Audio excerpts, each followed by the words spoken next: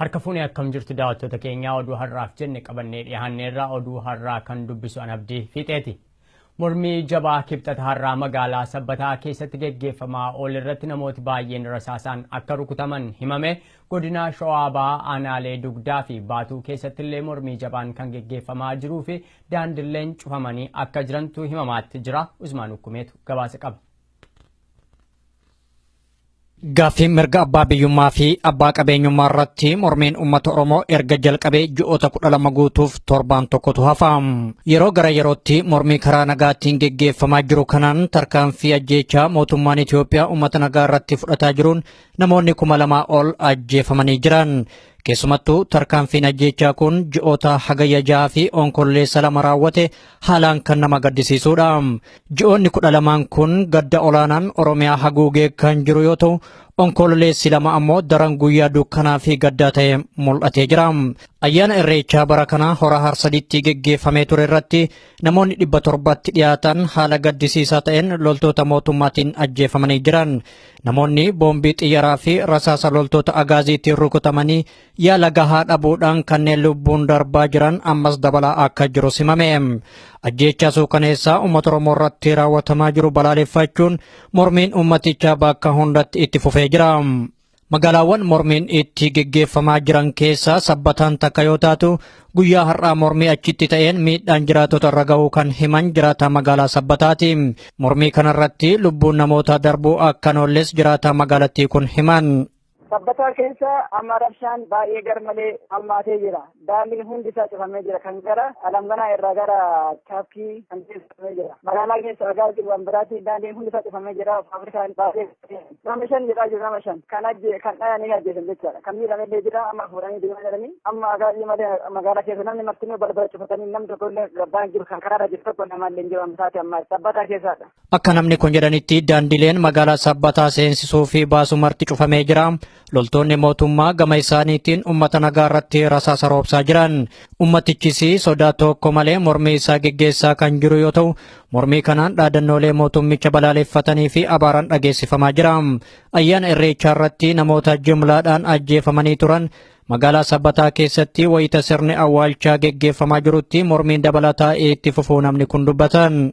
Akkitti nama ajjeesanii namni bakka kaleessa bakka awwaalchaa irratti bakka asitti nama iddoo ture keessa haa baatu yaadigi jedhanii turanii achumarra kan ka'e namni bakka yaadigin hin barbaannu yaadigin hin barbaannu malee waan biraa wanta kan harka wal qabachuu malee yaadigin keessa haa baatu maaf teenna maaf obboleeyyan kenna dhumata haga yoomii teenna jedhanii haadha namni bakka jiru tokko nama lafa hin jiran maqaan jiru Sabbataan kun Alamganaa jechuudha tokko nama hin jiran naannoon sun muluun adda sabaanis akkasuma jedhan nama ijoolleen abillameeti.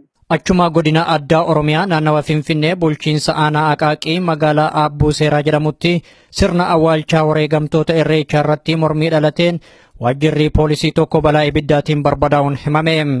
Naannawa Bushooftuu magaalaa Dirree jedhamuttis jiraattonni xiiqiin guutamuun mormii isaanii geggeessaa jiran. Haaluma wal fakkaatuun diddaan uummata Oromoo babal'achuun gara godina Shawaa Bahaa aanaalee Dugdaa fi Baatuu keessatti itti fufee jira. Aanaa Dugdaa magaalaa Maqii keessatti mormii guyyaa har'aa geggeeffamaa jiruun namni tokko rasaasaan rukutamuu kan nuuf himan jiraataa magaalaa Maqiiti. Haalli Maqii baatu amma danda'ametti konkolaatota illee waan sila jajjaamaa ta'u jiru konkolaatota illee bata turani. Gara biraatiin immoo jarri guutumaan guutuu seenanii ijoollee illee baay'ee miidhatoo jiran amma ammaatti midhaan tokko irraa kalee dhahanii turan guutumaani. Ittiin booda bakka guutumaan guutuun jarri hedduunumaan agaazonni namni keessa kan deddeemaa jirtu ijoollonni immoo hedduus kan qaban jiru amma danda'ametti hawaasni hedduunumaan seetoo ijoollee gubbaata jechaa kan ture sirna awwaalchaa irrallee amma danda'ametti uummanni guutumaan guutuudha kan turani. Diddaan jiraattota godina Shawaa Bahaa kun itti fufuun magaalaa Baatuu keessattis jabaatee jira jedhan. Magaalaa Baatullee agarmara jarmaan kan dhuunfatame isaan durumaa waan ta'eef harka caalaa magaalaa Maqii keessatti hedduminaan aanaa Dugdaa jechuudha hedduminaan kan jarritti haguuganii kanarra aanaa ta'e hamma namni kana jedhamee too du'ellee addaan baafnee too illee beekuu barannu fitaa tokko kalee ta'anii too amma yeroo kana ijoo kana jechuudha daqiiqaa muraasan booda kan lubbuun illee darbe amma. Akka namni kun jedhanitti daandiileen geejjibaa hundi mormii uummataatiin cufamee jira. Karaan marti guutumaan guutuudha cufameera. Eenyumtuu walitti deematu hin jiru konkolaataa illee wanti konkolaataa hin jiru karaa halkan kan jarri agaazota konkolaataa tokko dabarsaa turan malee karaan guutumaan guutuun cufameeti jechuudha kan jiru. Karaan guutumaan guutuu gara maqiitirra gara mojootitti daandii deemu cufamee jira. Gara sirraayis maqii magaala baatii gidduutti konkolaatonni akka hin deemne cufaniiru. Uummatumatu hawaasumatu bahee kan cufe guutumaan guutuu isaanii. Namni kun akka dubbatanitti magaalaan Maqii guutumaan guutuutti waraana mootummaatiin dhuunfatamtee jirti. Namoota nagaa daandii magaalaa gubbaa adamsanii qabuunis itti fufee jira. Ta'us ummatichi haala nama dinqisiisuun sodaa tokko malee mormii geggeessaa jiru jedhan. Oduma walqabateen sirna ayyaana irreechaa hora harsadii irratti namoonni ajjeefaman reeffi isaanii gara bakka dhaloota isaaniitti deebifamee raawwatamaa akka jirus beekamee jira. Gama biraatiin ammoo reeffi eenyummaa fi bakki dhaloota isaanii wallaalame haga ammaatti hospitaala magaalaa Bushooftuutti walitti qabamee akka jirus ibsame. Gochaa gara jabeenyaa ayyaana irreechaa irratti raawwatame ilaalchisuun guutummaan Oromiyaa mormii jabaa keessummeessaa jirti. Mormiilee kana irrattis ajjeechaan uummata Oromoo irratti raawwatamaa jirus ammas akkumatti fufeeti jira. Tarkaanfii ajjeechaa loltoonni mootummaa uummata Oromoo irratti raawwataa jiran ilaalchisee miidiyaaleen addunyaa hundi gabaasaa jiran. Godina Horroo Guduruu Wallaggaa magaalaa Fincaa fi warshaa sukkaaraa Fincaa keessatti ajjeechaa ayyaana irreechaa irratti raawwatame hordofuudhaan jiraattonni hojii dhaabuun mormiitti seenuun isaanii himamee jira. Itichaa Guddataa gabaasa qaba. Godina Horroo Guduruu Wallaggaa magaalaa Fincaa fi warshaa sukkaara Fincaatti jiraattonnii fi hojjettoonni hojii dhaabuudhaan mormiitti akka jiran qeerroon magaalaa kanaa dubbatee jira. Ajjeechaan ilmaan Oromoo ayyaana irreechaa irratti qooda fudhachuuf deeman irratti gaggeeffame yoomiyyuu sammuu keenya keessaa kan hin banne godaannisa Oromummaa guddaadha jechuunis qeerroon kun OMN'tti himee jira. Ayyaana irreechaa irratti uummanni Oromoo baay'inaan du'uurraa kan ka'e warshaa sukkaara Fincaatti uummanni Fincaa sukkaara Fincaa fi magaala Fincaatti argaman mufannaa guddaarraa kan ka'an hojii dhaabanii jiru yeroo ammaa kana. Akkasumas immoo suuqiin adda addaa manneen barnootaa hundumtuu cufaadha. Hojjettoonni warshaa sukkaara Fincaa hundumtuu hojii dhaabanii jiru yeroo ammaa kana. Yeroo ammaa kana immoo warshaan sukkaara Fincaa beeksisa baaseetu ambulaansiitiin koottaa hojii galaadha yeroo beeksirree uummanni sagalee tokko walii galeetu yeroo ammaa kana hojii deemaa jiru. Hojii isaa baay'ee hojjechaa jiru. Mufannaa guddaatu jira jechuudha akka walii galaatti. Hojjettoonni hojii dhaabanii hojjettoota warshaa sukkaara Fincaa qofa moo hojjettoonni waajjiraalee mootummaa biroos hojii dhaabanii jiru? Magaala Fincaa irratti kaleessa hojjetaanii waajjiraalee hojii jalqabanii jirani. Har'a immoo yeroo ammaa har'aa kana immoo daldalaanis magaala Fincaa keessa kan jiru daldalaanis waajjiraalee mootummaa hundinuu cufaadha. Har'a immoo yeroo har'aa kana waan tokko illee hin jiru kan jiru namoonni daandii deemaa jiran yeroo ammaa kana federaala qofadha. Poolisii federaalaa qofa malee waan tokko daandii irra hin jiru. Uummanni hundumtuu magaalaa Fincaa keessatti warshaa sukkaara Fincaa biratti uummanni hundumtuu manatti galee kan jiru. Mufannaa haala kanaan agarsiisaa jiran. Mootummaa wayyaanee aangoo qaba jettee saba nagaa haala sukkaneessaan ajjeesaatti jirtu balaaleffachuu fi mormaatti jiraannus meeshaa waraanaa dhabuun keenya immoo baay'inni namoota lubbuun gaagaamanii akka dabalus taasisee jira jechuun dubbateera. Sochii karaa nagaan ji'oota 11 darban kana keessatti jijjiiramni guddaan qabsoo Oromoo keessatti galmaa'anii jiru. Bilisummaa sabichi itti wareegamaa jiru dhugoomsuu fi ariifachiisuuf immoo hidhannoon meeshaa waraanaas ta'e tokkummaan ga'ee guddaa kan qabuu fi murteessaadha jechuunis dubbateera. Tarkaanfii tokko fudhachuudhaaf immoo hiriirri bahaa hin jiru. Garuu immoo tarkaanfii tokko fudhachuudhaaf immoo wanti isa daangeesse waan hedduutu jira. Maalidha kan isaan daangeesse? Akka tarkaanfiin fudhanneef maaltu isaan daangeesse? Wantoota meeshaalee barbaadanii meeshaalee tarkaanfii irratti fudhatan yeroo darbe asiitii warshaa sukkaara Fincaa irraati yeroo darbe namni du'eeru jira. Kanaaf uummata keenya rukuchiisuurra waan tokko rukunneetu nuyi gumaa uummata keenyaa baasuurra qabna kan jedhanii hir'ina meeshaa tokko barbaadanii hir'inni isaan mudateetu jira. Sababa kanarraa kan ka'e namoonni tokko yeroo suuqii bananillee deemanii akka cufaa jedhaniiti namoonni qeerroon cufisiidhaadha jiru. Sabni Oromoo wayita sagalee tokkoon falmii fi aarsaa jajjaboo kaffalaa jiranitti magaalonnis ta'e baadiyaaleen Oromiyaa tokko immoo callisanii akka fiilmii tolaatti sochii qabsoo Oromoo ilaaluun kan hedduu nama aarsudhas jedheera. Keessumaa jedha qeerroon kun godina Horroo Guduruu Wallaggaa aanaalee hunda keessatti diddaan gaggeeffamaa wayita jirutti magaalaa guddoo godina keenyaa kan taate magaalaa Shaambuu keessatti sochiin hawaas dinagdee sirnaan itti fufee jiraachuun isaa sirrii miti jechuun sochii magaalaa godina isaa balaaleffachuun komateera. Akka godinaatti haalli jiru gaarii ture garuu magaalaa Shaambuu xiqqoo adda jiraatu aanta dabarsuusin barbaada. Magaalaa Shaambuu yeroo darbe isaantu magaalaa Shaambuutu yuunis ta'e yookaan immoo adda bahee keessaati isaantu daldalachaa hojjetachaa ture. Ammoo yeroo ammaa kana suuqii cufaa jedhanii akeekkachuun yeroo adda addaatti filaatamee jira. Garuu isaan kun har'allee cufuu hin dandeenye. Har'allee hojii isaanii hojjechaa jiru waajjiraaleen mootummaa magaalaa Shaambuu keessa jiranitti. Garuu akka godina keenyaatti magaalli Kombolchaa, magaalli Dadii barri kun hundumtuu manneen barnootaa dhuunfaas kan mootummaa hundumtuu cufaadha jira. Suuqiin cufaadha jira. Magaalli Kombolchaa keessa waan tokkollee olii deddeemaa hin jiru akkan odeeffannoo qabutti.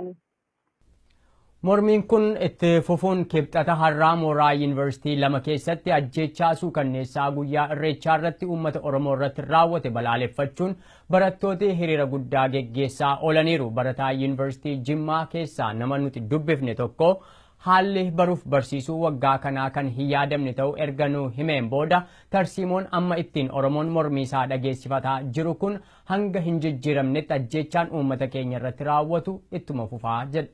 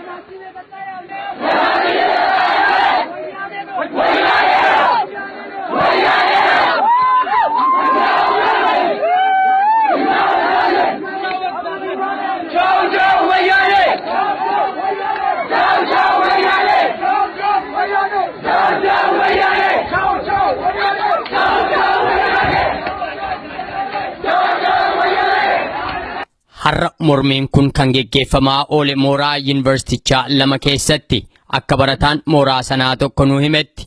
Mormii fi balaaleffannaan har'a mooraan yuunivarsiitii Jimmaa keessummeessaa oole kanarratti kan qooda fudhate akka durii barattoota Oromoo qofa osoo hin taane saboota biyyattii keessa jiran hunda. Fulbaana 21 irraa jalqabee barattoonni gara mooraatti seenaa akka jiran erga naa himeen booda miirri barattoota hundaa ajjeechaa irreecha irratti raawwateen booda xiiqii fi haloo jabaan guutamee jira naan jedha barataan kun.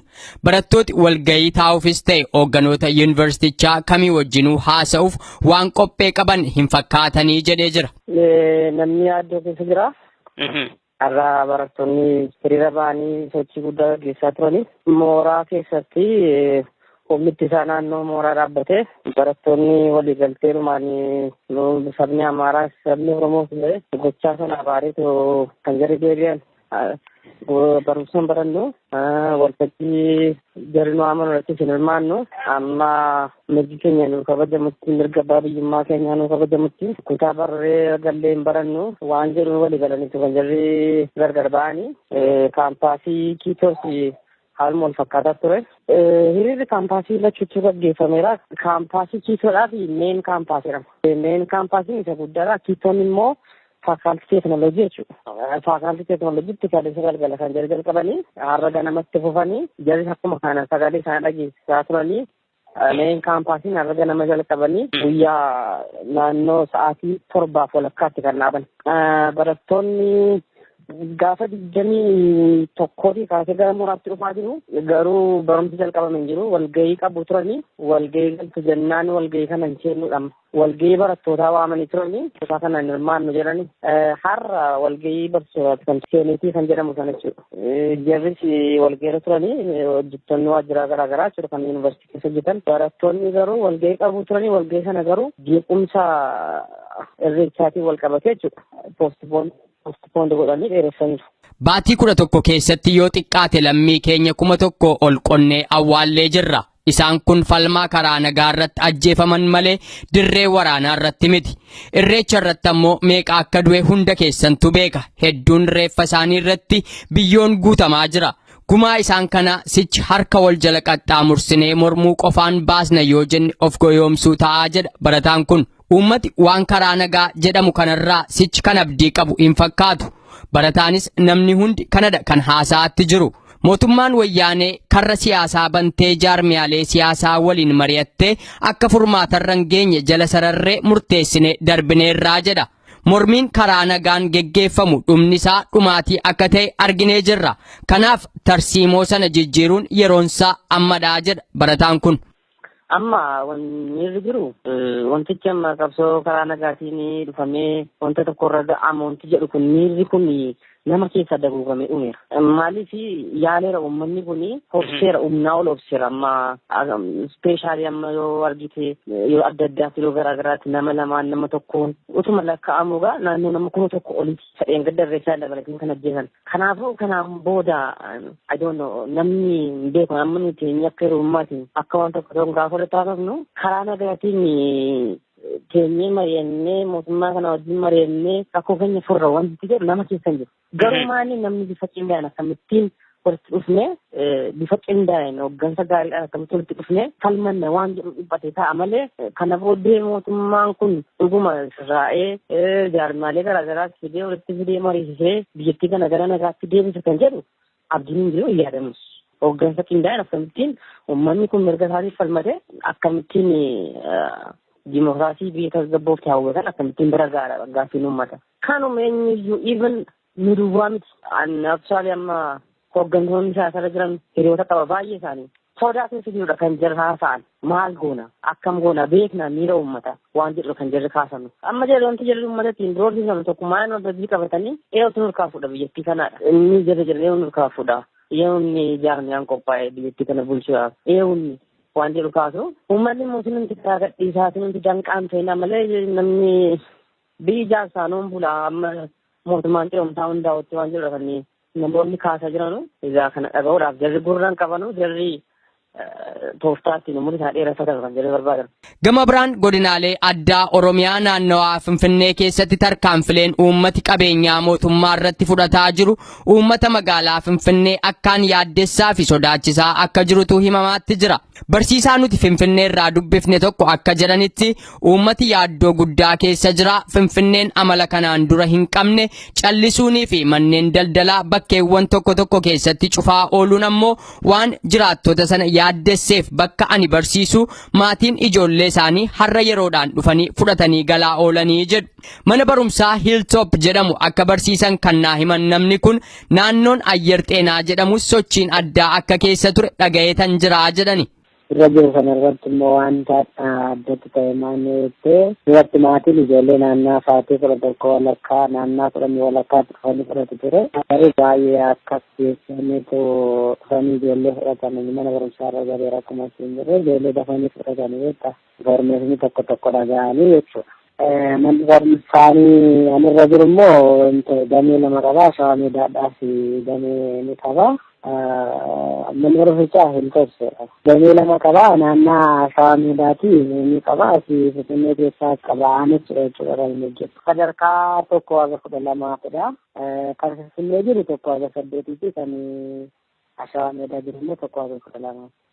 Faggoorraa dhufuu fi baay'ee sodaatanii miirri namni baay'ee jechuudha Finfinnee keessa naanna'an ture sa'aatiin itti ba'erraa kaasee jechuudha karaan baay'ee kiroodis ta'eera karaan baay'ee taaksiin illee jiru namni akka jirutti hiriira qabate jechuudha taasisitan eeguun kaan immoo miiluma isaatiin gara deemuutti deddeema.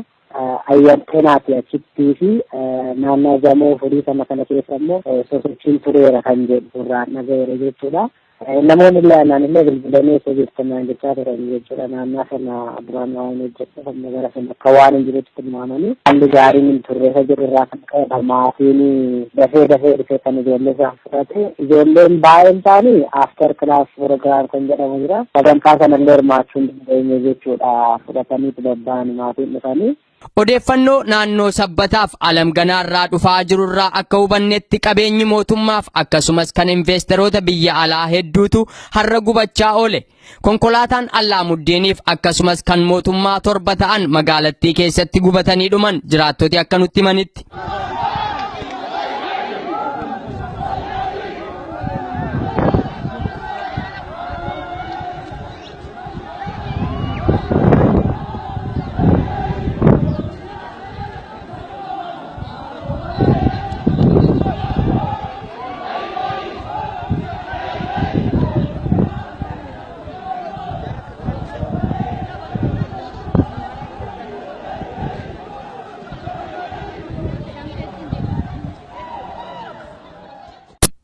Godina Arsii Lixaa aanaa Asaasaaf magaalaa Shaashamannee keessatti mormii uummataa geggeeffamaa jiru hordofuun waraanni agaazii uummatarraan miidhaa dhaqqabsiisaa jiraachuun himame. Gabaasa kanaaf Usmaan Ukkumee. Haala suukkaneessaa ta'een ayyaana Irreechaa hora Harsadii irratti erga namoonni 700tti dhiyaatan mootummaa humnaan biyyattii bulchuun ajjeefamanii kaasee bifa itti fufiinsa qabuun mormiin uummata Oromoo geggeeffamaa jira. Uummanni Oromoo miliyoona 4tti laakaman Irreecha irratti hirmaatanii dhibbootaan erga ajjeefamanii booda lammiileen biyyattii hundi aarii jabaadhaan guutamanii jiru. Mormii kanaan bakka garagaraatti waajjiraalee mootummaa fi buufata poolisii irratti tarkaanfiin fudhatamaa jira. Mormiin kun jabaatee itti fufaa kan jiru godina Arsii Lixaa aanaa Gadab Asaasaatti akka ta'e himamee jira. Jiraataan aanaa Asaasaa tokko akka jedhanitti magaalaa isaanii keessatti waajjiraaleen mootummaa hedduun barbadaa'ee jira. Daandiileen hundi yoo cufaman loltoonni agaazii baay'inaan gamasitti seenanii jiru. Haalli magaalaa Asaasaa keessatti geggeeffamaa jiru hedduu ulfaata ta'ullee dubbatan. Asaasaa qawitti jira. Balaa guddatu jira. Waajjiroolee wanni jedhamu wanni buufata isaanii barbadaa'e. Karaallee keessatti bakka hundaayyuu cufamee jira. Jettu karaalleen akka jiruun cufamee jira.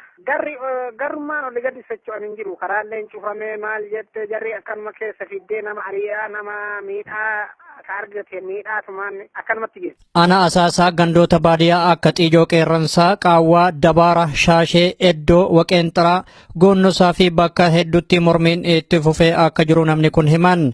Akka isaan jedhanitti magaalaan Asaasaa guyyaa har'aa gabaa guddaa turte mormii geggeeffamaa jiruun guutumaan guutuutti gabaan oontee ooluu dubbatan. Magaalaa Asaasaa keessa baadiyyaa hunda keessa ittiin duraa cufan baadiyyaan hundi garri socho'anii hin jiru. Magaalaa Asaasaatti dhagaa kan irraa jalqabee haga ammaatitti haga sa'aatii ammaatitti waraan illee baay'inaan gannaqaniirani amma akkasitti jira. Kabada gubamaa jira waajjiroonni buufannoo isaanii gandarraa jalqabee haga magaalaatittu baadiyyaa irraallee wanni tokko naannoo kana naannoo irraa kan tokkichi isaan gabaan hin jiru. Gabaan ganamarraa hin jiru. Gabaan silaati guyyaan gabaan ganamarraa hin jiru. Mormii magaalaa isaanii keessatti geggeeffamaa jiruun loltoonni agaazii namoota nagaa irratti meeshaa waraanaa dhukaasaa jiran. Reebichis uummata mudataa kan jiru yoo ta'u mormiin ammoo daran finiinee itti fufee jira jedhan. Miidhaa nama tumaa artii nama qabdee tumaa jirti miidhaa jirti. Dhukaasni illee dharaga nama baay'ee amma dhukaasni ammallee baay'ee dhukaasni illee baay'atee dhukaasaa jirti. Miidhaan namarraan tumaa jirti nama garii hiisee jedhanii garuu qabatamaan birallee jenneen agarre.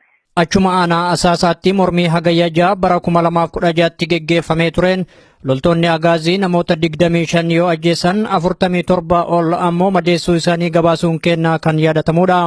Mormiin uummataa itti fufuun magaalaa Shaashamannee keessattis jabaatee jira. Jiraataan magaalaa Shaashamannee akka himanitti loltoonni gamasitti bobbaafaman reebicha hamaa uummata irraan gahaa jiran. Magaalaa keessa dhukaasni jabaan dhagamaa jiraachuullee ibsan. Karaa osoo cufaa jiran dhukaasaa jedhanii dubbachuu hin dandeenye. Duwwaa tokko keessatti sa'aatii 7 amma ari'aa safara keessa ari'aa makiinaan ari'aa qabaa hidhaa jedhanii kaan kumaa jajjabsaa hidhaa jiran. Sa'aatii 8 irra dhukaasa ture baankii hundinuu cufamee ture. Karaan mul'uun cufamee jira. Arsii Lixaa gara Baalee keessa qaqqabee akkuma jiru cufaadha safaratti jechuudha. Dhukaasni kun guyyaa Irreechaa irraa jalqabee haga guyyaa Axaatittu kaayyoo nurraa laafne baanee galuu hin dandeenye. Akka namni kun dubbatanitti daandileen guutummaa godina Arsii Lixaa geessu marti mormii ummataatiin cufamee jira. Raayyaan ittisa biyyaa hedduun gara godina Arsii Lixaatti bobbaafamaa kan jiru yoo ta'u jiraattonnis murannoo jabaadhaan ofirraa eegaa jiru jedhan. Godina Gujii aanaalee garaagaraa keessatti mormii jajjaboo geggeeffamaa jiruun mootummaan wayyaanee lubbuu namoota 6 galaafachuun 12 kan ta'an ammoo madeessuu isaanii jiraataan magaalaa Bulee Horaa tokko dubbatan. Tichaa Guddataa gabaasa qaba. jiraataan magaalaa Bulee Horaa irraa dubbisne akka jedhanitti godina Gujii keessatti maaliif ajjeechaan hammeenyummaa ilmaan Oromoo kutaalee Oromiyaa garaagaraa irraa ayyaana irreechaaf deeman irratti raawwatame jechuudhaan mormii isaanii dhageessaa jiraachuu himanii. Mormii uummanni karaa nagaan gaggeessaa jiru kanaan ergamtoonni mootummaa wayyaanee lubbuu ilmaan Oromoo 6 magaalota 2 keessatti qofa wareeguu fi 12 immoo madeessuu isaaniis himaniiru. Garba aanoo magaalaa kiiloomeetirii 15 Bulee Horaa irraa fagaatu irratti hadha namni gara 12 rasaasaan rukutame namni tokko wareegameera jedhama. Oduun qulqulleeyyin jiru gara nama 3tti wareegame namni gara 12 tokko madaa'e ammoo ofirraa ittisee agaazii ofirraa ittisee baaseera. Bulee Horaa kaleessa biiroo poolisii astagaadarii hidhamtoota muluu keessaa gussane hawwee poolisii irraa hiikane oolanee makiinni gara 10 gubateera. Makiinni astagaadarii gubateera. Makiinni poolisii gubateera. Wanni sun teeteetti hadhallee kalee namni 2 du'eera. Nama 3 du'eera jedhanii hin qulqulleeffamne.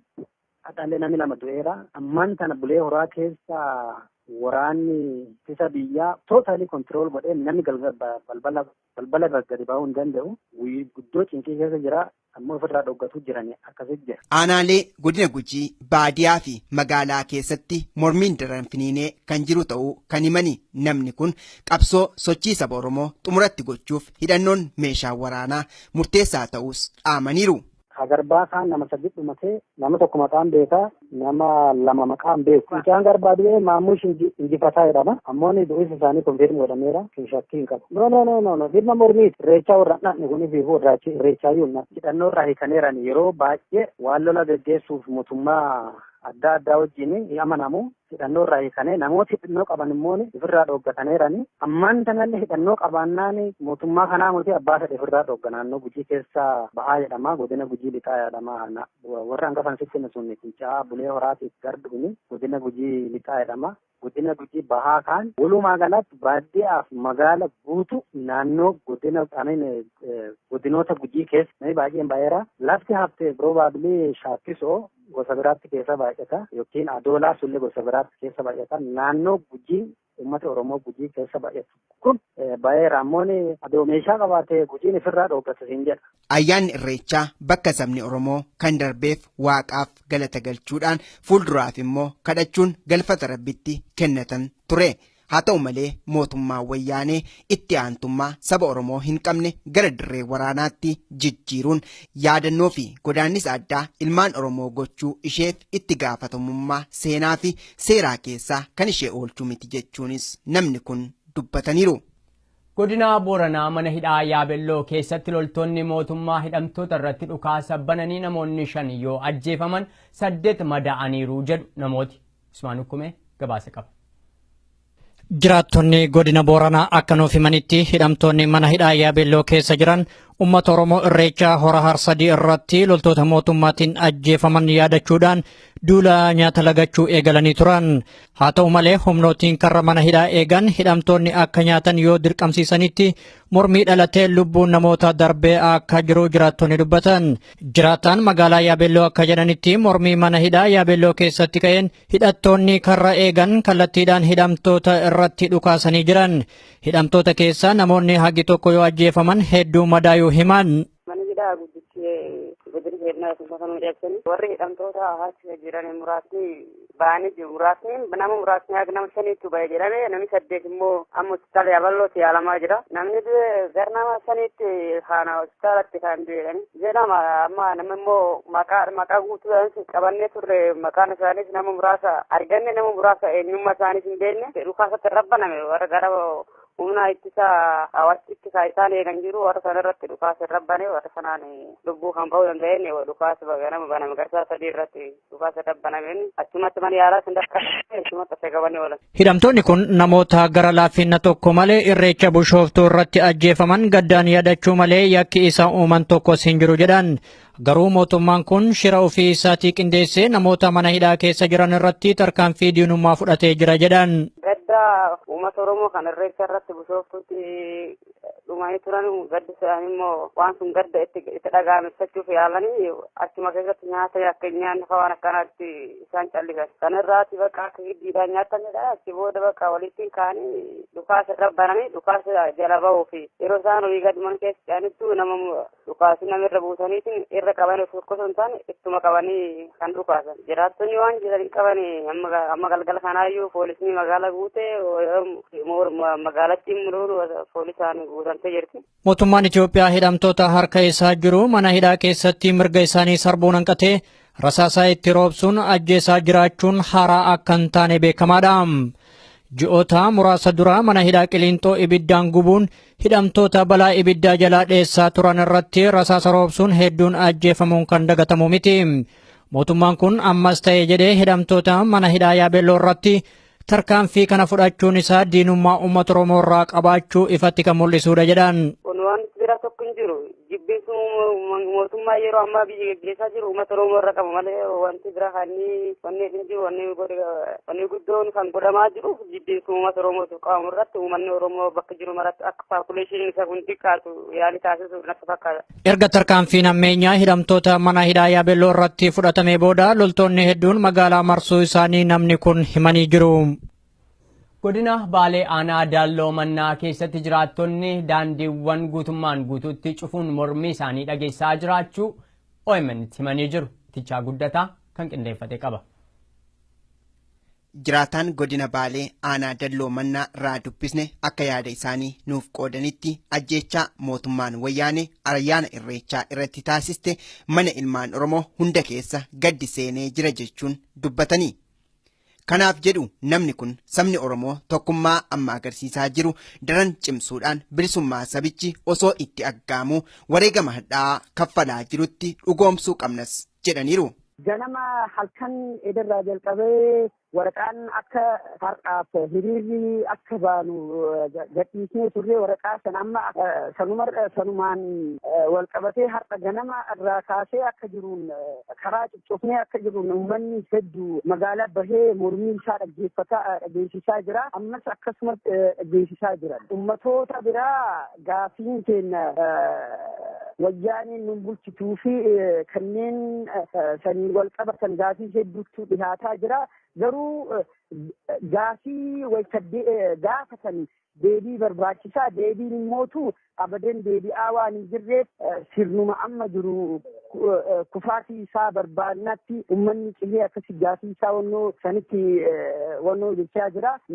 Jaarsonni illee akka isaa jidduu seenanii wanta kan dhaabsisuufillee jedhanii jaarsolii hin barbaannu jechaa jiranii. Haga silaa namni hanga tokko gara banaa galee laaqanallee nyaatee ka deebi'aa jirullee hin jira. Haga ammaa ganamarraa kaasee xiqqee magaalaa akka jiruun taa'anii mormii jedhaa dhageessisaa jirra. Namni kun dabaluun mootummaan wayyaanee yaaddoo fi dhiphina guddaa keessa galtee jirti. Tokkummaa fi gootummaan saba Oromoo hundeerraa raasaatti jira jechuunis himaniiru.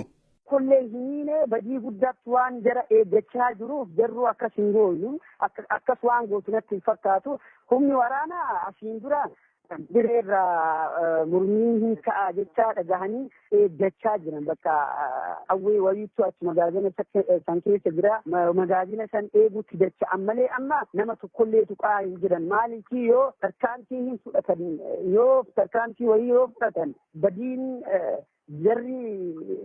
jararra geessisu isaan caalu waan ta'eef saniif amma tarkaanfii wayiillee hin fudhanne akkasumas jirra hagaannaa. Dhuma irrattis jiraataan aanaa Dalloo Mannaa kun haalli jiru hedduu ulfaataadha. Humnoonni waraanaa namoota harka qullaa hiriira ba'anii gaafii mirgaa gaafachaa jiran irratti rasaasa roobsuudhaan lubbuun namootaa yeroo irraa gara yerootti galaafachaatti jiru. Oromoon onnee gootummaa akkasii qabuun osoo qawwee argate yeroo gabaabaa keessatti bilisummaa Oromoo fi walabummaa Oromiyaa mirkaneessuun yeroon isaa ammadha jechuunis waamicha isaanii dhiyeessaniiru. hanguma amma maaltu fakkaata amma harka qullaallee taanee amma gahee nurraa eegamu wantuma haguma dandeenye hin goona waan tarkaatuma tokko tarkaaffanna jennee fuuldura qawwee dhaabbanne malee amma saniinillee homaa fiduu dandahuu baannus saniin waan takka hin cinne jennee wanta of duuba deemnu takka illee hin jiru ammas hin dhagahamaa amma qawwee dhukaasaa jiranii namni garuu deebi'aa hin jiran namni akkasumas fuuldura dhaabbataa haga silaa garuu nama dhahanillee hin jiru ciisboombiidhaan xiqqoo amma nama akkanatti addaan faffacaasanii jiran amma walitti dacha'aa jira. Ayyaana Irreechaa sanbata guddaa dheengaddaa magaalaa Bishooftuu hora Harsadiitti gaggeeffameen lubbuun namoota 678 wareegamuu isaanii maddeewwan garaagaraa ragaa bahaatti jiru. Sabni Oromoo miliyoona 4 olitti lakkaa'amu karaa nagaan uffata aadaan faayamanii haalota rakkisaa isaan mudachaa jiran keessatti uumaa isaanii ganna bacaqii irraa gara booqaa biraatti isaan ceeseef galata galchuuf gara malkaa deeman haala sukkaneessaa akkasiin ajjeefamuun immoo kutaalee Oromiyaa keessatti mormiin daran akka jabaatu taasisee jira. Onkololeessa 3 loltoota agaaziitiin magaalaa Dambidolloo keessatti karrasaasaan ajjeefame dargaggoon ganna 22 Biqilaa Hiikaa sirni awwaalcha isaa kibxataarraa geggeeffame. Jiraataan magaalatti akka jedhanitti uummati magaalaa Dambidolloo manaa ba'ee akka yeroo kaanii waliif bo'ee reeffa awwaallachuufillee haala hin dandeenyerra ga'ee jira jedhani. Obboleettiin Biqilaas reeffa obboleessa ishee irratti rasaasaan rukutamtee akka hospitaala seentee jirtu dubbatu jiraattonni. Sirna awwaalchaa Biqilaa Hiikaa kaleessa raawwate irratti uummati keessumaa immoo dargaggooti hirmaachuu akka hin dandeenye namni nuu himan akka jiranitti kanneen isa lafaa kaasuuf otoo yaalanii reeffa isaa irratti rukutaman dargaggooti jaammoo haalli isaan keessa jiran baay'ee yaaddeessaadha jedhu. Odeeffannoo reeffi biraan tokkos har'a baadiyyaatti ergameera jedhus akka jiruuf sirrii ta'uusaa garuu akka hin mirkaneeffatin namni kun nuu himanii jiran. Kana sa'aatii galgala kana reeffi hospitaalaa beera wanta dhufu odeeffannoo rama ture ijoollee kaleessa dhaaman keessaa nammas dabalamee beera kan jedhu amma nu ga'ee ture mucaanas gandaa baadiyyaa kanarraa kaleessa dhufe tokko yeroo sana rukutamee hospitaala seenee amma reeffi isaa beeraatti jedhamaara. Namooti madaan guddaan nama lubbuudhaaf yaaddeessanitti ga'e amma hospitaalaa kan hubanne namoota 6 yeroo kan hospitaala galee namoota 9dha. Namni kun akka jedhanitti obboleettiin Biqilaas reeffa obboleessa ishee biraa waan ka'uu diddeef jecha achitti rasaasaan akka rukutamte nuu himanii jirani. Isaan hospitaala keessa ciisanii jiran keessaa tokko isheedhaa jedhu namni kun.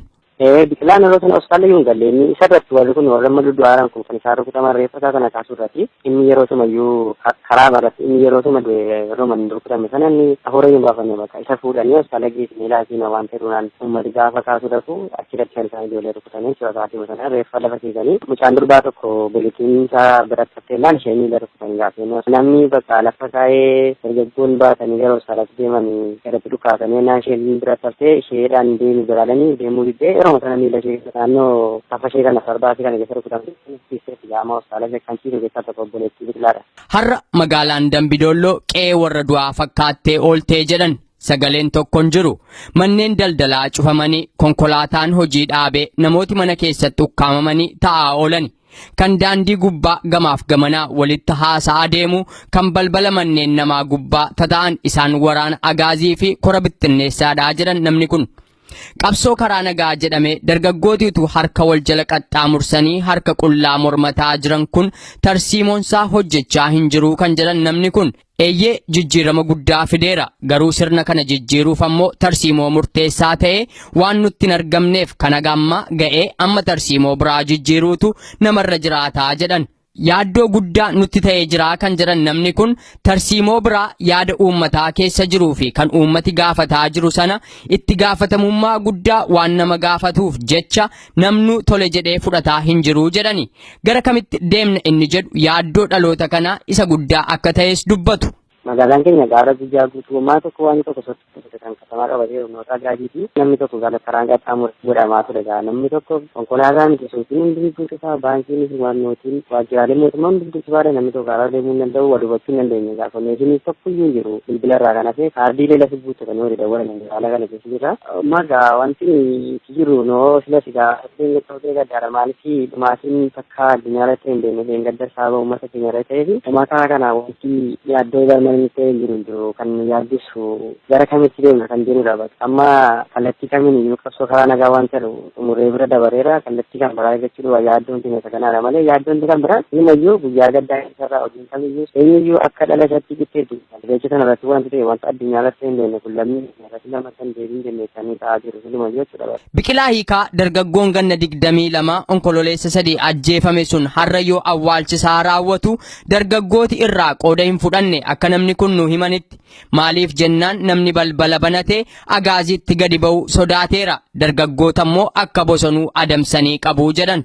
Nuni gaa deemnillee wal awwaallachuu hin dandeenye kan sirrii abdii naannoo bakka amma magaalaa miti naannoo keessa jiraachuu baay'ee ulfaataadha dargaggoo beekame nun Oromoo taanee Oromiyaa irratti dhalannee biyya keenya irratti guddannee bakka akka bineensaatti adamfamaa jira dargaggoon namni tokko dhaquu hin dandeenye akka magaalaatti humna agaaziidhaa naannoo magaalaa naannessanii jechuudha ganama sa'aatii 12 makiinaa konkolaataadhaa naannessanii paatrooliidhaan naannessanii addaatanii namni tokko akka gara awwaalaa sanaallee hin deemne jechuudha bakka achi deemuullee osoo hin taane naannoo keessa jiraannu keessa hunda balbala deemanii balbala jala taa'u mana namaa jala jechuudha hundumtuu bakka namni mana bulaaru dargaggoon kan jiran magaalaa keessa waan bulaaru magaalaa gadhiisee ba'ee jiraata magaalaatti deemuun dandeessu magaalaa keessaa ba'uu dandeessu naannoo keessa fidanii facaasanii mandara keessa deemaa bakka dargaggooma kan jiran ola deemaan dargaggoo jedhamu bakka akka bosonota danfamaa akka goboorratti durachaa jiraataa bakka akka magaalaa keenyaatti haala yaaddeessaa mana hin jedhamne keessa jira sa'aatii 4 walakkaa waan akkasiidha kan inni sirna awwaalchaa raawwate gara sana illee deemuu hin dandeenye gara sana kan hin deemneef karaa jira ganda baadiyyaa magaalaa kan daangeessu tokko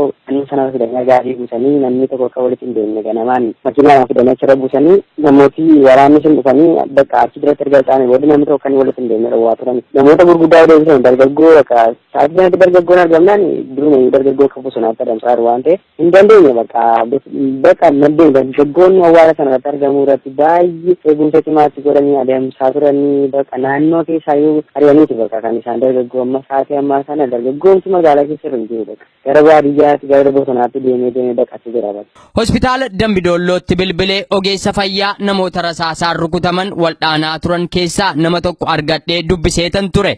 Dargaggooti 4 haala yaaddessaa keessa akka jiran lama immoo kutaa hatattamaa keessatti waldhaansi laatamaa fi akka jiru natti himanii ka'anii ogeessota fayyaa dargaggoota rasaasaan rukutaman kana waldhaanaa turan keessaa ogeessa fayyaa tokko loltooti kutaa inni hojjetutti itti seenanii erga reebanii booda dhakaa qeerroon magaalattii ittiin karaa cufan karaa duraa sassaabsisaa oolanii naan jedhan. amma namni nama ja'atu hospitaala keessaa kritikaalii nama kritikaalii baay'ee haalli isaanii adda hin baane emerjensii keessa immoo nama 2 jira jarri sun mooraatti ol galanii turan warri deemaa barbaadanii fi ajaajii mooraatti alaa galanii turan innaa dallaa keessa seenanii hojjetaa keenya tokko iyyuu Dassaaleny Taarikuu Narsii jedhamu Narsii Owaarii hojjetu Narsii Owaarii hojjetu Dassaaleny Taarikuu kan jedhamu tokkoon taariyaa keenya Narsiidha innaatti namoonni lafatti gangashanii garafanii fuudhanii mooraala deemanii dhagaa sakkiin uummanni karaa cufe karaarraa geessisanii innaa namichi dubbatu hin jiru gaa manaajeriinis jira meedikaal daareekteriinis jira sana gidduudhaa fuudhanii ba'anii yaa'u haalli sana suuraa qindeessuuf yaalii gooneerra nuuf hin mijanne baay'ee mooraa keessa fiiganii waan turaniif nullee isuma gaa'uun uffanniyyuu utuu baajii keenyuyyuu baqanneeti kutaa hojii keessa seennee kan turre har'a mootummaa guutuutti iyyuu darbee emerjensii keessiidhaaf namoota mooraa keessa jeffatan illee bakkeedhaa namni hojii seennee nu duwwaallee miti waajjirumti kan biraan illee guutummaatti uffaata. Isaaniin egaa warruma guyyaa har'aa keessa ooleetu bulee tajaajiluu fedha mana ittiin sabbikaalli jiran warruma guyyaa har'a hojii keessa oolanii itti fufanii halkan kanallee bulanii tajaajiluuf wanti jechaa jiru. Yookaan amma caakkaa keessa naannoolee karaa fagoorra deemnee galle nuti haalisa wanta namatti tolu miti. Ogeessi fayyaa kun akka jedhanitti dargaggooti kun yoo rukutaman dhiiga baay'eetu dhangala'e. Yeroon hospitaala ga'uu hanqachuun isaanii immoo matuma haala isaan keessa jiran kana waan hammeesseef isaan keessaa namooti 4 haala baay'ee yaaddessaa keessa kan jiranii jedhu. Egaan daawwattoota keenya oduun har'aaf jenne kanuma gama kootiin nagaatti.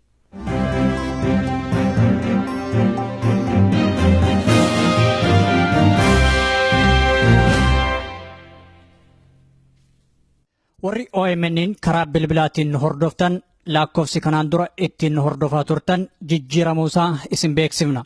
Haaluma kanaan lakkoofsofni haaromni tolaan OMN ittiin dhageeffachuu dandeessan kanneen United States keessa jiraattan 641-552-5055 United Kingdom 0330-332-6333 Germany 518-090-4047 Norway 219532 08 Sweden 08-403-03194 Italy 06-899-730-19 South Africa yookaan Afrikaa Kibbaa 271-210-03-05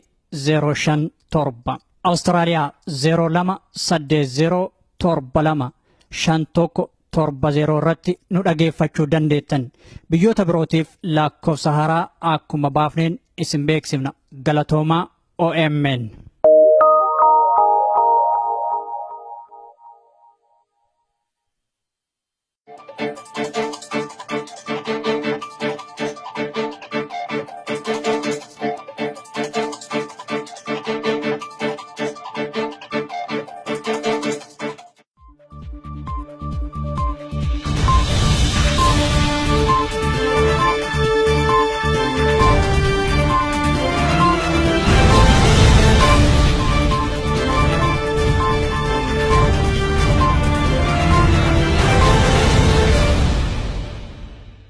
Akka jiru namni kun himan akka isaan jedhanitti magaalaan Asaasaa guyyaa har'aa gabaa guddaa turte mormii geggeeffamaa jiruun guutumaan guutuutti gabaan oontee ooluu dubbatan. Magaalaa Asaasaa keessa baadiyyaa hunda ittiin duraa dhufan baadiyyaan hundi garri socho'anii ni jiru magaalaa Asaasaa dhagaa kan irraa jalqabee haga ammaatitti haga sa'aatii ammaatitti waraan illee baay'inaan gannaqaniirani amma akkasitti jira.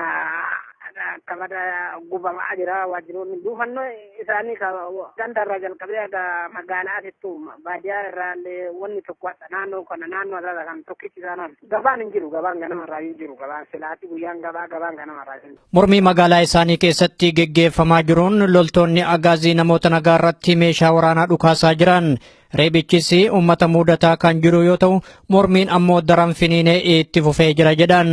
Miidhaa nama tumaa artii nama qabdee tumaa jirti miidhaa jirti dhukaasni illee qara ganama baay'ee amma dhukaasni ammallee baay'ee dhukaasni illee baay'atee dhukaasaa jirti miidhaan namarraan tumaa jirti nama garii hiisee jedhanii garuu qabatamaan birallee genneen agarre. Achuma aanaa Asaasaatti mormii hagayya 6 bara 2016tti geggeeffamee tureen loltoonni agaazii namoota 25 yoo ajjeesan 47 ol ammoo madeessuu isaanii gabaasuun kennaa kan yaadatamudha. Mormiin uummataa itti fufuun magaalaa Shaashamannee keessattis jabaatee jira. Jiraataan magaalaa Shaashamannee akka himanitti loltoonni gamasitti bobbaafaman reebicha hamaa uummata irraan gahaa jiran. Magaalaa keessa dhukaasni jabaan dhagamaa jiraachuullee ibsan. Karaa osoo cufaa jedhan dhukaasaa jedhanii dubbachuu hin dandeenye. Duwwaa tokko keessatti sa'aatii torbarra. Amma ari'aa safara keessa ari'aa makiinaan ari'aa qabaa hidhaa jedhanii kaan kumaa jechafsaa hidhaa jiran. Sa'aatii 8 irra dhukaasa ture baankii hundinuu cufamee ture. Karaan mul'uun cufamee jira. Arsii dhiqaa gara baalee keessa gaggabee akkuma jiru cufaadha safaratti jechuudha. Dhukaasni kun guyyaa irreechaa irraa jalqabee haga guyyaa taasiftu kaayyoo nurraa laafne baanee galuu hin dandeenye. Akka namni kun dubbatanitti daandileen guutummaa godina Arsii lixaa geessu martii mormii ummataatiin cufamee jira. Raayyaan ittisa biyyaa hedduun gara godina Arsii lixaatti bobbaafamaa kan jiru yoo ta'u jiraattonnis murannoo jabaadhaan ofirraa eegaa jiru jedhan. Godina Gujii aanaalee garaagaraa keessatti mormii jajjaboo geggeeffamaa jiruun mootummaan wayyaanee lubbuu namoota 6 galaafachuun 12 kan ta'an ammoo madeessuu isaanii jiraataan magaalaa Bulee Horaa tokko dubbatan. Tichaa Guddataa gabaasa qaba.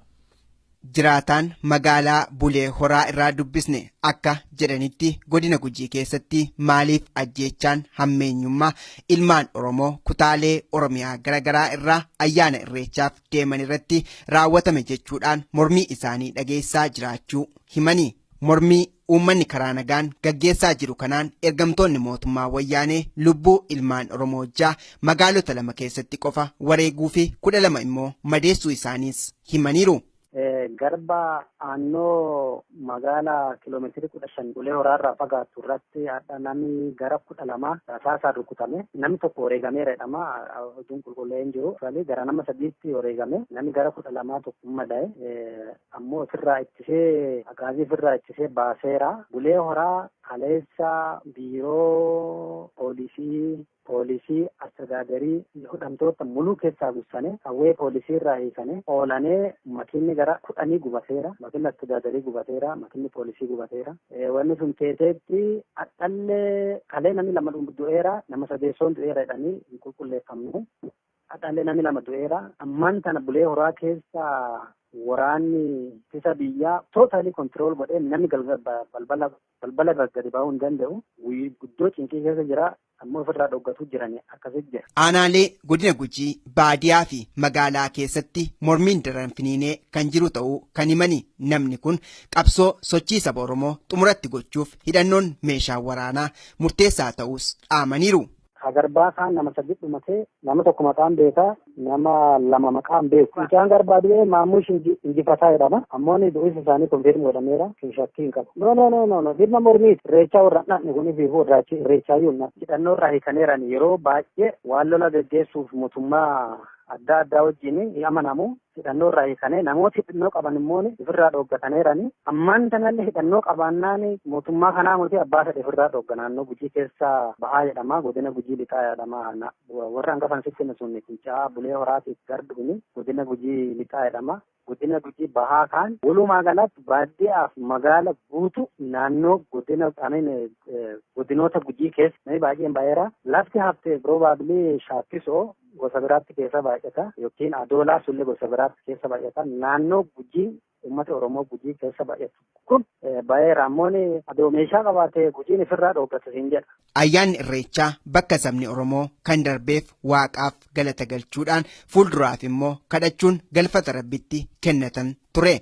Haa ta'u malee mootummaan wayyaanee itti aantummaa saba Oromoo hin qabne gara dirree waraanaatti jijjiiruun yaadannoo fi godaannisa addaa ilmaan Oromoo gochuu isheef itti gaafatamummaa seenaa fi seeraa keessaa kan ishee oolchuu miti jechuunis namni kun dubbataniiru. Godina Booranaa mana hidhaa Yaabelloo keessatti loltoonni mootummaa hidhamtoota irratti dhukaasa bananii namoonni 5 yoo ajjeefaman 8 madaa'aniiru jedhu namooti. Usmaan Hukumee gabaasa qaba.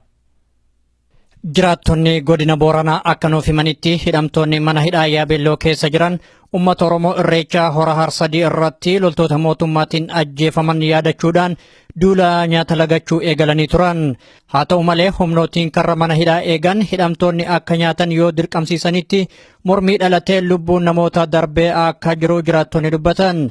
Jiraataan magaalaa Yaabelloo akka jedhanitti mormii mana hidhaa Yaabelloo keessatti ka'een hidhattoonni karra eegan kallattiidhaan hidhamtoota irratti dhukaasanii jiran. Hidhamtoota keessaa namoonni hagi tokko yoo ajjeefaman hedduu madaa'uu himan.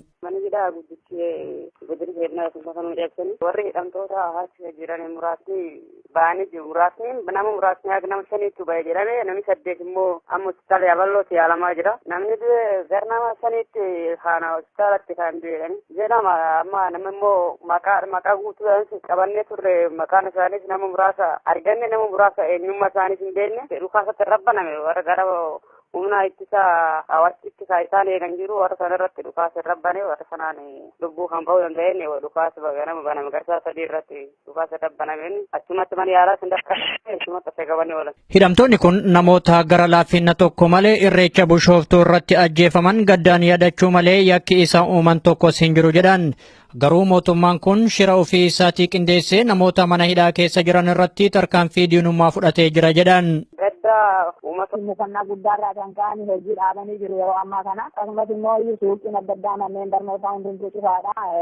Hojjettoonni warshaa sukkaara fincaa'aa hundumtuu hojii dhaabanii jiru yeroo ammaa kana. Yeroo ammaa kana immoo warshaan sukkaara fincaa'aa beeksisa baaseetu ambulaansiitiin koottaa hojii galaadha yeroo beeksirree uummanni sagalee tokko walii galeetu yeroo ammaa kana hojii deemaa jiru.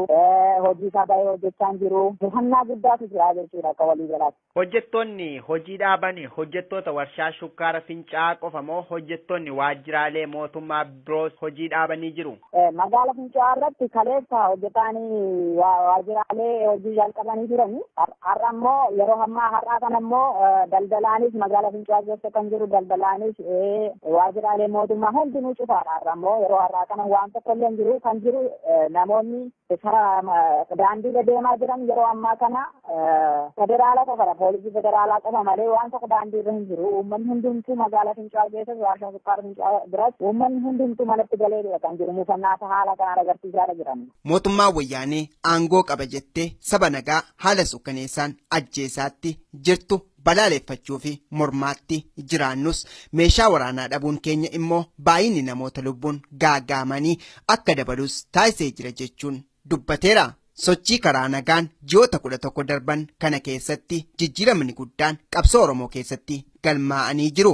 Bilisummaa sabichi itti wareegamaa jiru dhugoomsuu fi ariifachiisuuf immoo hidhannoon meeshaa waraanaas ta'e tokkummaan ga'ee guddaa kan qabuu fi murteessaadha jechuunis dubbateera. Tarkaanfii tokko fudhachuudhaaf immoo hiriirri bahaa hin jiru. Garuu immoo tarkaanfii tokko fudhachuudhaaf immoo wanti isa daangesse waan hedduutu jira. Maalidha kan isaan daangesse? Akka tarkaanfiin fudhanneef maaltu isaan daangesse?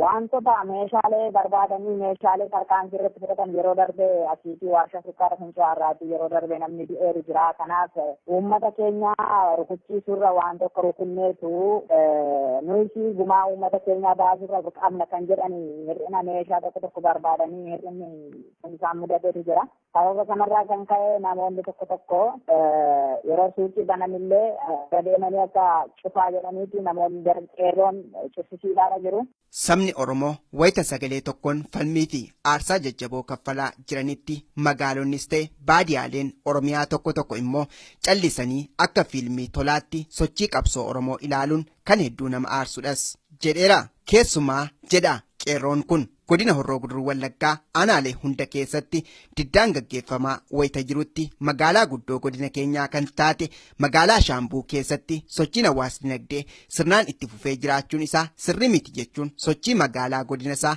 balaaleffachuun komateera. Akka godinaatti haalli jiru gaarii ture garuu magaalaa Shaambuutu xiqqoo adda jira. Asumaanati aanta dabarsuusin barbaada. Magaalaa Shaambuu yeroo darbe isaantu magaalaa Shaambuutu yuunis ta'e yookaan immoo adda bahee keessaati isaantu daldalachaa hojjetachaa ture. Ammoo yeroo ammaa kana suuqii cufaa jedhanii akeekkachuun yeroo adda addaatti filaatamee jira. Garuu isaan kun har'allee cufuu hin dandeenye. Har'allee hojii isaanii hojjechaa jiru. Waajjiraaleen mootummaa magaalaa Shaambuu keessa jiranitti garuu akka godina keenyaatti magaalli Kombolchaa magaalli Dadii barri kun hundumtuu manneen barnootaa dhuunfaas kan mootummaa hundumtuu cufaadha jira. Suuqiin cufaadha jira. Magaalli Kombolchaa keessa waan tokko illee deemaa hin jiru akkan odeeffannoo qabutti. Mormiin kun itti fufuun kibxata har'aa mooraa yuunivarsiitii lama keessatti ajjeechaa suukanneessaa guyyaa irreechaa irratti uummata Oromoo irratti raawwate balaaleffachuun barattooti hiriira guddaa geggeessaa oolaniiru. Barataa yuunivarsiitii Jimmaa keessaa nama nuti dubbifne tokko haalli baruuf barsiisuu waggaa kanaa kan hin yaadamne ta'u erga nu himeen booda tarsiimoon amma ittiin Oromoon mormii isaa dhageessifataa jiru kun hanga hin jijjiiramnetti ajjeechaan uummata keenya irratti raawwatu ittuma fufaa jedhe.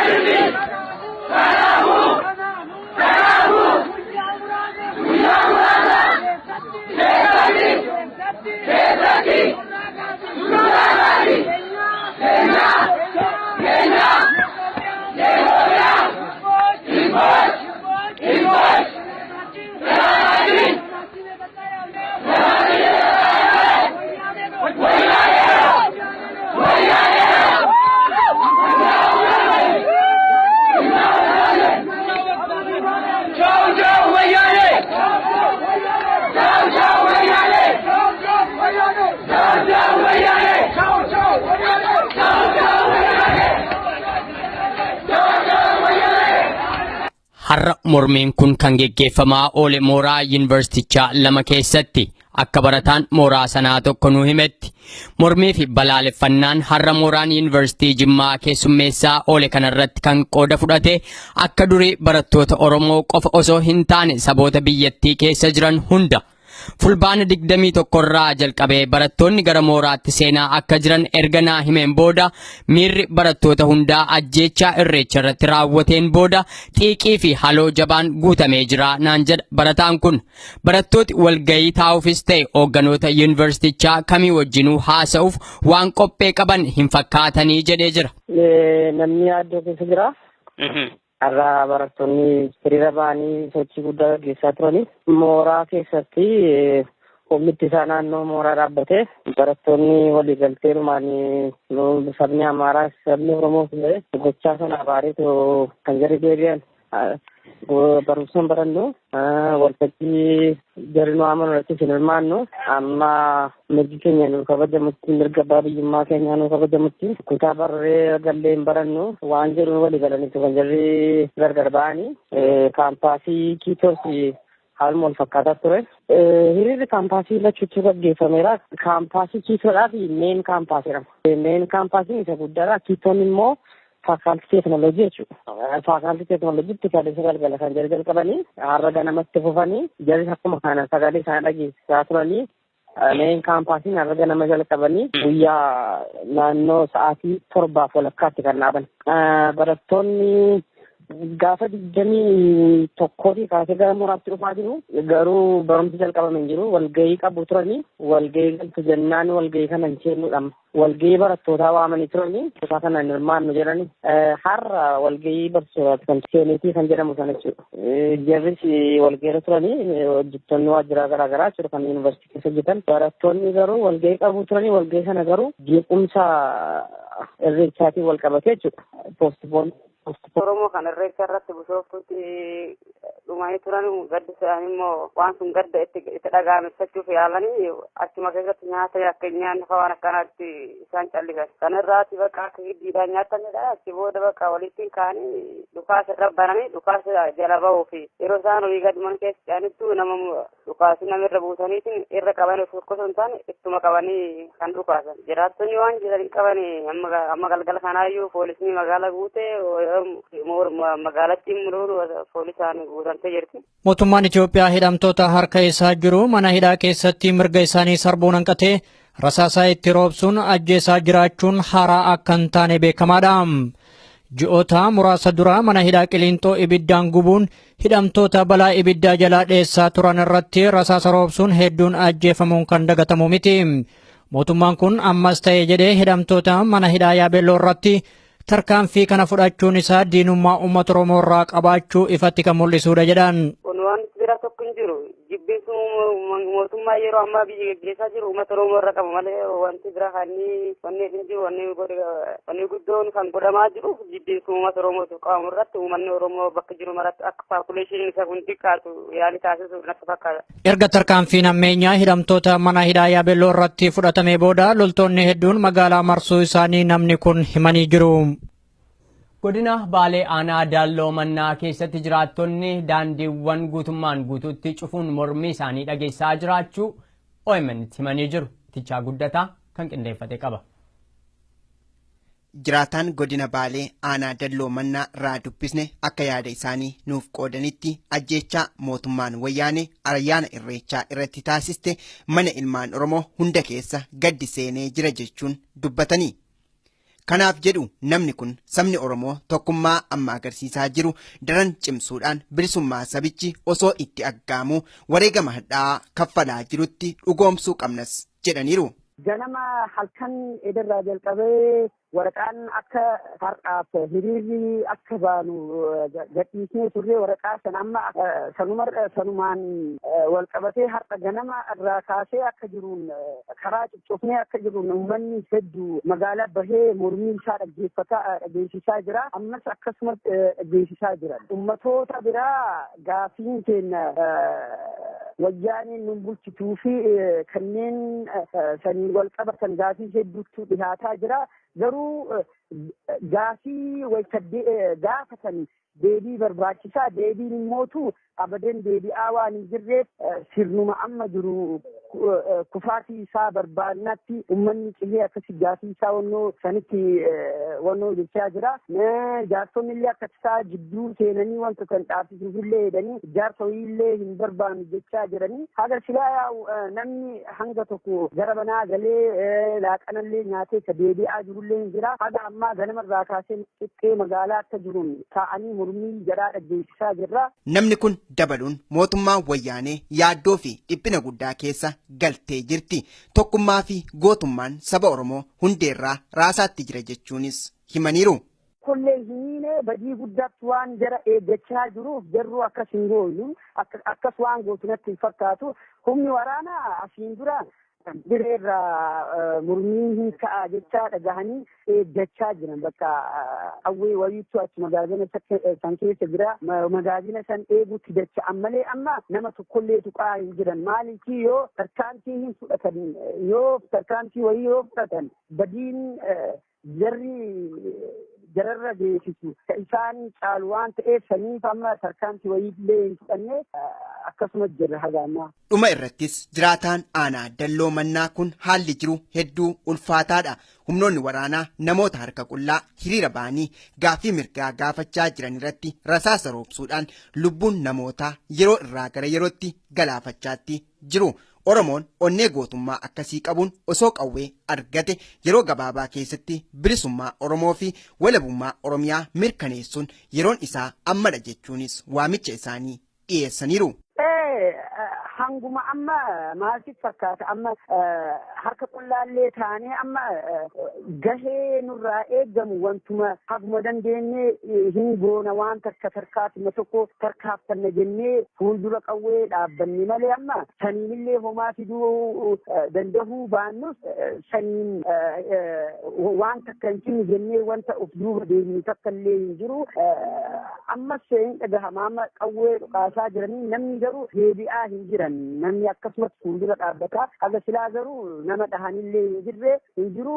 Ciisboombiidhaan xiqqoo amma nama akkanatti addaan faffacaasanii turan amma walitti dacha'aa jira. Ayyaana Irreechaa sanbata guddaa dheengaddaa magaalaa Bishooftuu hora Harsadiitti gaggeeffameen lubbuun namoota 678 wareegamuu isaanii maddeewwan garaagaraa ragaa bahaatti jiru. Sabni Oromoo miliyoona 4 olitti lakkaa'amu karaa nagaan uffata aadaan faayamanii haalota rakkisaa isaan mudachaa jiran keessatti uumaa isaanii ganna bacaqii irraa gara booqaa biraatti isaan ceeseef galata galchuuf gara malkaa deeman haala sukkaneessaa akkasiin ajjeefamuun immoo kutaalee Oromiyaa keessatti mormiin daran akka jabaatu taasisee jira. Onkololeessa 3 loltoota agaaziitiin magaalaa Dambidolloo keessatti kan rasaasaan ajjeefame dargaggoon ganna 22 Biqilaa Hiikaa sirni awwaalcha isaa kibxataarraa geggeeffame. Jiraataan magaalatti akka jedhanitti uummati magaalaa Dambidolloo manaa ba'ee akka yeroo kaanii waliif boo'ee reeffa awwaallachuufillee haala hin dandeenyerra ga'ee jira jedhani. Obboleettiin Biqilaas reeffa obboleessa ishee irratti rasaasaan rukutamtee akka hospitaala seentee jirtu dubbatu jiraattonni. Sirna awwaalchaa Biqilaa Hiikaa kaleessa raawwate irratti uummati keessumaa immoo dargaggooti hirmaachuu akka hin dandeenye namni nuu himan akka jiranitti kanneen isa lafaa kaasuuf otoo yaalanii reeffa isaa irratti rukutaman dargaggooti jaammoo haalli isaan keessa jiran baay'ee yaaddeessaadha jedhu. Odeeffannoo reeffi biraan tokkos har'a baadiyyaatti ergameera jedhus akka jiruuf sirrii ta'uusaa garuu akka hin mirkaneeffatin namni kun nuu himanii jiran. Kana sa'aatii galgala kana reeffi hospitaalaa beera wanta dhufu odeeffannoo rama ture ijoollee kaleessa dhaaman keessaa namas dabalamee beera kan jedhu amma nu ga'ee ture mucaanas gandaa baadiyyaa kanarraa kaleessa dhufe tokko yeroo sana rukutamee hospitaala seenee amma reeffi isaa beeraatti jedhamaara. Namooti madaan guddaan nama lubbuudhaaf yaaddeessanitti ga'e amma hospitaalaa kan hubanne namoota 6 yeroo kan hospitaala galee namoota 9dha. Namni kun akka jiranitti obboleettiin Biqilaas reeffa obboleessa ishee biraa waan ka'uu diddeef jecha baatii 11 keessatti yoo xiqqaate lammii keenya 1,000 ol qonnee awwaallee jirra. Isaan kun falmaa karaa nagaa irratti ajjeefaman malee dirree waraanaa irratti miti. Irreecha irratti ammoo meeqa akka du'e hunda keessantu beeka. Hedduun reeffa isaanii irratti biyyoon guutamaa jira. Gumaa isaan kana sichi harka wal jala qaxxaamursinee mormuu qofaan baasna yoo jenne of goyoomsuu ta'aa jedha barataan kun. Uummati waan karaa nagaa jedhamu kanarraa sichi kan abdii qabu hin fakkaatu. barataanis namni hundi kanadha kan haasa'atti jiru. Mootummaan wayyaanee karra siyaasaa bantee jaarmiyaalee siyaasaa waliin mari'attee akka furmaatarra hin geenye jala sararree murteessine darbineerraa jedha. Mormiin karaa nagaan geggeeffamu dhumnisaa dhumaatii akka ta'e arginee jirra. Kanaaf tarsiimoo sana jijjiiruun yeroonsaa ammadhaa jedha barataan kun. Amma wanni jiru wantichi amma qabsoo karaa nagaatiin dhufamee wanta tokkorra ga'amu wanti jedhu kun miirri kun nama keessa daguugame uumeera. Maaliif yaaleera uummanni kun hobseera humnaa ol hobseera amma ispeeshaalii amma yoo argite yoo adda addaatti yoo garaagaraatti nama lamaan nama tokko utuma lakkaa'amuugaa naannoo nama kuma tokko olitti sadeen gaddarreessaa dabalatiin kan ajjeesan. Kanaafuu kanaan booda I don't know namni beeku amma nuti akka hirumaatiin akka waan tokko tokko gaafa taasifnu karaa nagaatiin keenyee mari'annee mootummaa kana wajjin mari'annee rakkoo keenya furra wanti jedhu nama keessa hin jiru. Garuu maali namni bifa qindaa'een akkamittiin walitti dhufnee bifa qindaa'een hooggansa gaariidhaan akkamitti walitti dhufnee falmanne waan jedhu dhiphatee ta'a malee kana booddee mootummaan kun dhuguma sirraa'ee jaarmaalee garaagaraatti fidee walitti fidee mariisisee biyyattii kana gara nagaatti deebisa kan jedhu abdiin hin jiru hin yaadamus.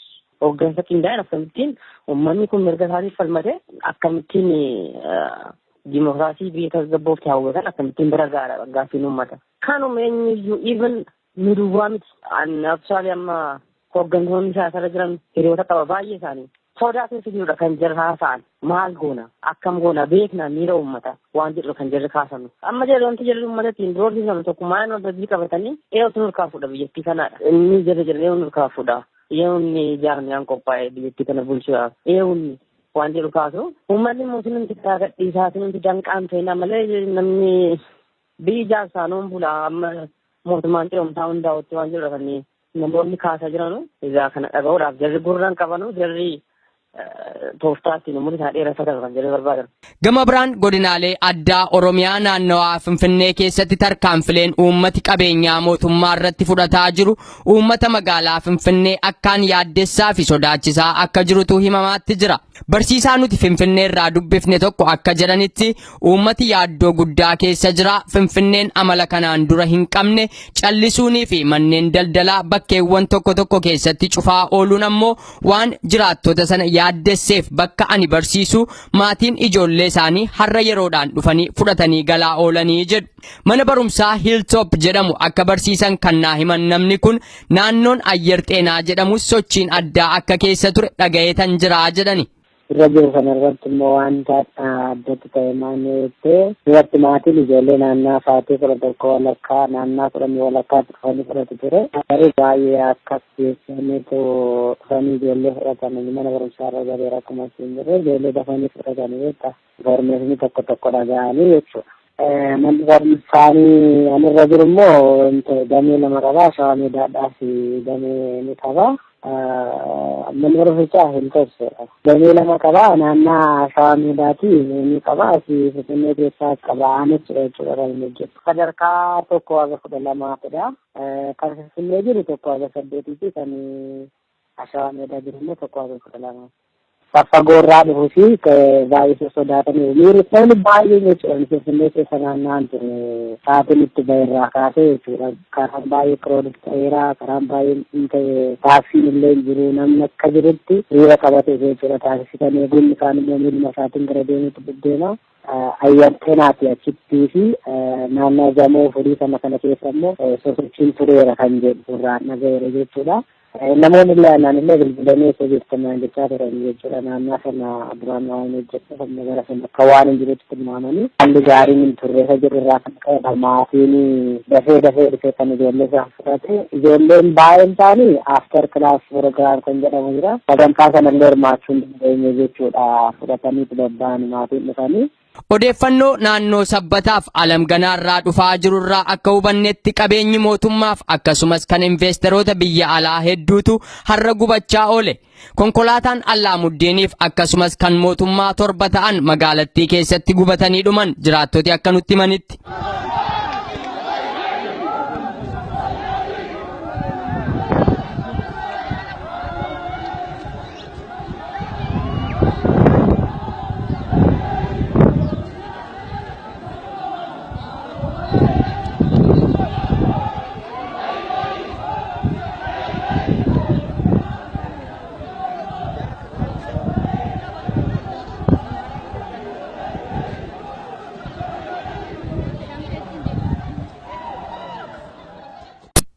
Godina Arsii Lixaa Aanaa Asaasaaf magaalaa Shaashamannee keessatti mormii uummataa geggeeffamaa jiru hordofuun waraanni agaazii uummatarraan miidhaa dhaqqabsiisaa jiraachuun himame. Gabaasa kanaaf Usmaan Ukkumee. Haala suukkaneessaa ta'een ayyaana irreechaa hora harsadii irratti erga namoonni 700tti dhiyaatan mootummaa humnaan biyyattii bulchuun ajjeefamanii kaasee bifa itti fufiinsa qabuun mormiin uummata Oromoo geggeeffamaa jira. Uummanni Oromoo miliyoona 4tti laakaman irreecha irratti hirmaatanii dhibbootaan erga ajjeefamanii booda lammiileen biyyattii hundi aarii jabaadhaan guutamanii jiru. Mormii kanaan bakka garagaraatti waajjiraalee mootummaa fi buufata poolisii irratti tarkaanfiin fudhatamaa jira. Mormiin kun jabaatee itti fufaa kan jiru godina Arsii Lixaa aanaa gada basaasaatti akka ta'e himamee jira. Jiraataan aanaa asaasaa tokko akka jedhanitti magaalaa isaanii keessatti waajjiraaleen mootummaa hedduun barbadaa'ee jira. Daandiileen hundi yoo cufaman loltoonni agaazii baay'inaan gamasitti seenanii jiru. Haalli magaalaa asaasaa keessatti geggeeffamaa jiru hedduu ulfaata ta'ullee dubbatan. Asaasaa qawitti jira. Balaa guddatu jira. Waajjiroolee wanni jedhamu wanni buufata isaanii barbadaa'e. Karaallee keessatti bakka hundaayyuu cufamee jira. Karaalleen akka jiruun cufamee jira. Garummaan olii gadi socho'an hin jiru. Karaalleen cufamee maal jette jarri akkanuma keessa fiddee nama ari'aa nama miidhaa argate miidhaatumaan akkanumatti jira. Aanaa asaasaa gandoota baadiyyaa akka Xiijoo Qeerransaa, Qaawwaa, Dabaara, Shaashee, Eddoo, Waqeenxaraa, Goonnosaa fi bakka hedduutti mormiin itti fufu.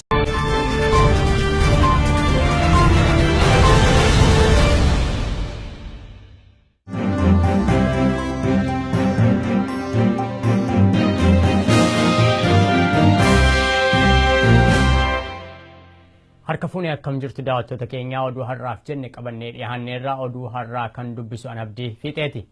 Mormii jabaa kibxata har'aa magaalaa Sabbataa keessatti geggeeffamaa oole irratti namooti baay'een rasaasaan akka rukutaman himame. Godina Shawaa Bahaa aanaalee Dugdaa fi Baatuu keessatti illee mormii jabaan kan geggeeffamaa jiruu fi daandileen cufamanii akka jirantu himamaatti jira. Usmaan Ukkumeetu gabaasa qaba.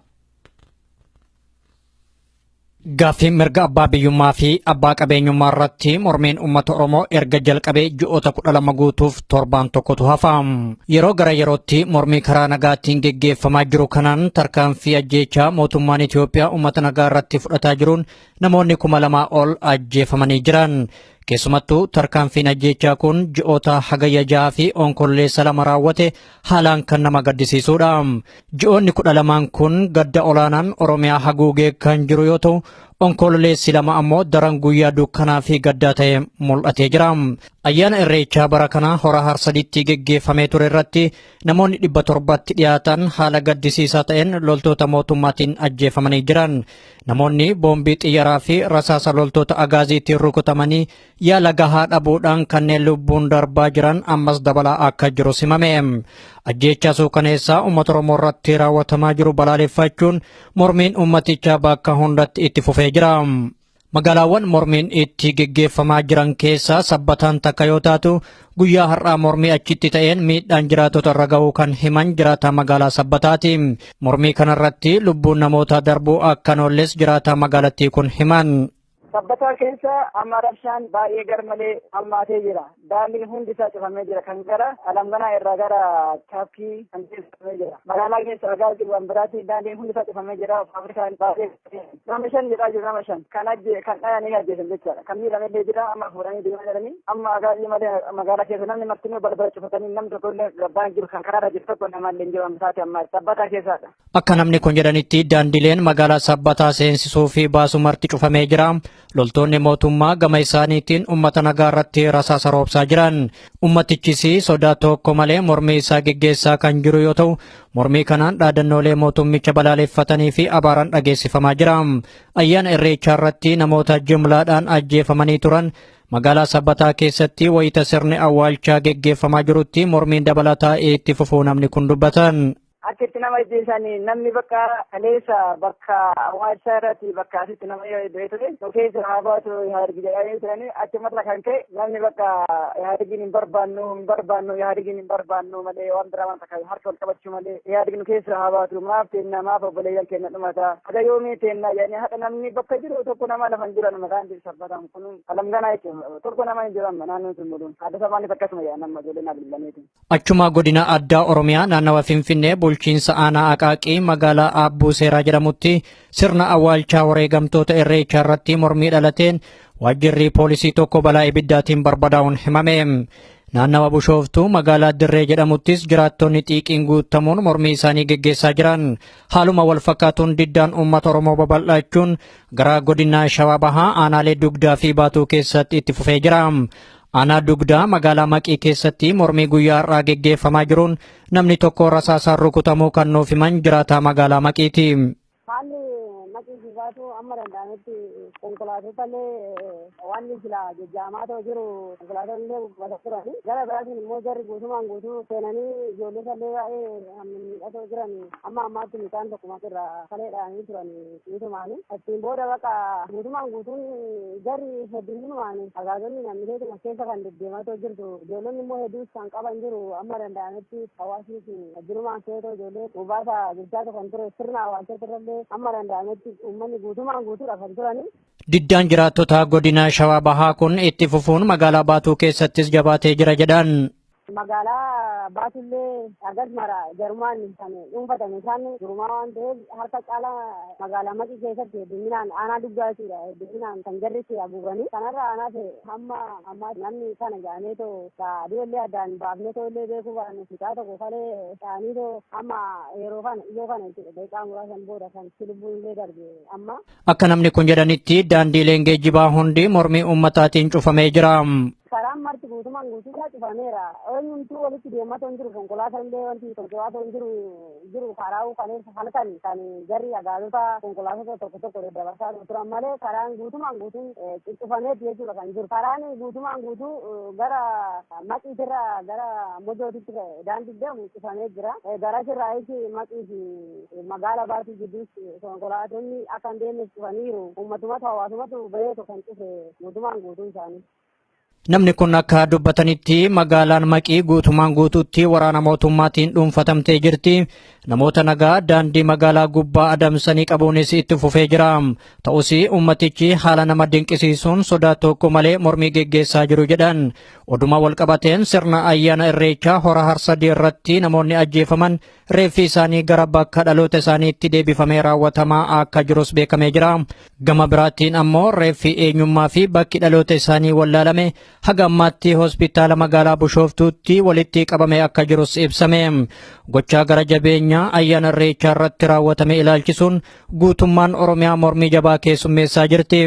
Mormiilee kana irrattis ajjeechaan uummata Oromoo irratti raawwatamaa jirus ammas akkumatti fufeeti jira. Tarkaanfii ajjeechaa loltoonni mootummaa uummata Oromoo irratti raawwataa jiran ilaalchisee miidiyaaleen addunyaa hundi gabaasaa jiran.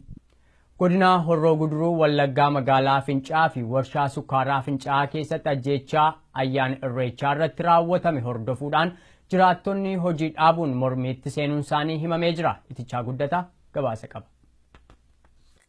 Godina Horroo Guduruu Wallaggaa magaalaa Fincaa fi warshaa shukkaara Fincaatti jiraattonnii fi hojjettoonni hojii dhaabuudhaan mormiitti akka jiran qeerroon magaalaa kanaa dubbatee jira. Ajjeechaan ilmaan Oromoo ayyaana irreechaa irratti qooda fudhachuuf deeman irratti gaggeeffame yoomiyyuu sammuu keenya keessaa kan hin banne godaannisa Oromummaa guddaadha jechuunis qeerroon kun OMN'tti himee jira. Ayyaana irreechaa irratti uummanni Oromoo baay'inaan du'uurraa kan ka'e warshaa sukkaara Fincaatti uummanni Fincaa sukkaara Fincaa fi magaala Fincaatti argaman